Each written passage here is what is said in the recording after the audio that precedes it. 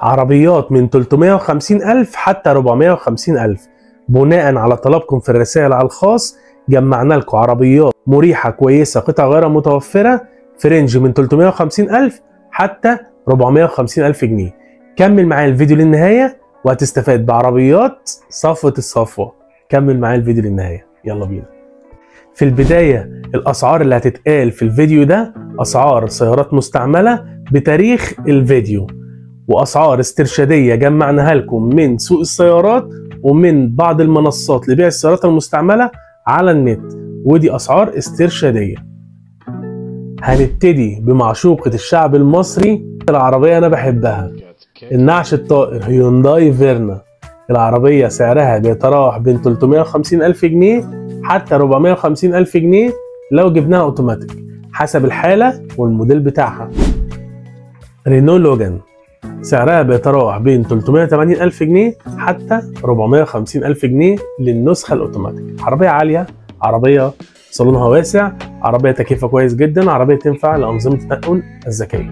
فورليه افيو عربية بيتراوح سعرها بين 380,000 جنيه حتى 450,000 جنيه للنسخة الأوتوماتيك، وبرضه عربية صالونها كويس، عربية ينفع تشتغل بيها أوبر وكريم وبرامج النقل.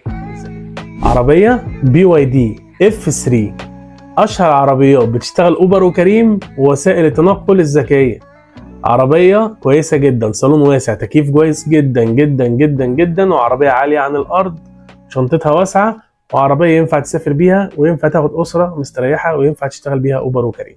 سعرها بيتراوح بين 380,000 جنيه حتى 450,000 جنيه أو 500,000 جنيه حسب الحالة حسب الموديل بتاعها. نيجي بقى العربية دلع كده، عربية الشباب كلها بتحبها، عربية جينتو، ودي عربية فيها اوبشن ظريف جدا، العربية ستيبل كويس قوي، عربية موتورها قوي جدا وعفشتها كويسة، وعربية ثابتة جدا جدا على الطريق وتعتبر هاتشباك. سعرها بيتراوح بين 380,000 جنيه ل 450,000 جنيه، ودي عربية اوتوماتيك، تكييف، صالون كويس قوي، عربية شيك قوي، فيها شوية اوبشن لذيذ، واير باج واي بي اس واي بي دي، وفيها شوية اوبشن وسائل امان كويسة جدا مش قليلة، وامبلايزر مفتاح مشفر والكلام ده، فالدنيا فيها ظريفة وجميلة وسعرها كويس جدا، وعربية ماليزي.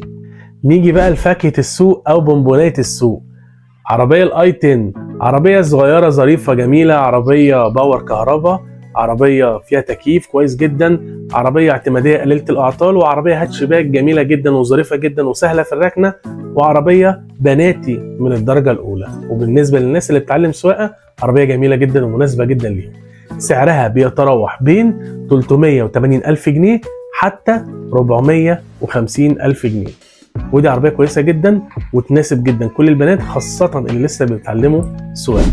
نيجي بقى لاخت الاي 10 والشبيهه بتاعتها اللي نفس قطع غيارها بالظبط، كيا بيكانتو، برضو نفس الموديل من 2006 حتى 2010 او 2011.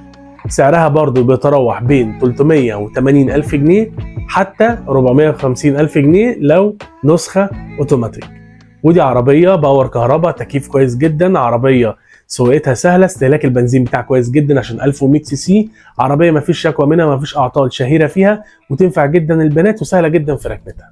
وانا كريم من قناه كيمو كارز بقدم فيديوهات ومحتوى عن السيارات. اتمنى يكون الفيديو عجبكم، واي حاجه او اي فكره فيديو عايزينها اكتبوا لي تحت في كومنت وهرد عليكم فيها بنفسي، واتمنى اكون افدتكم، وما تنسوش تدعمونا بلايك وشير وسبسكرايب وتفعلوا زر الجرس عشان يوصل لكم كل جديد، واشوفكم في فيديو جديد مفيد وتقرير مفيد. سلام.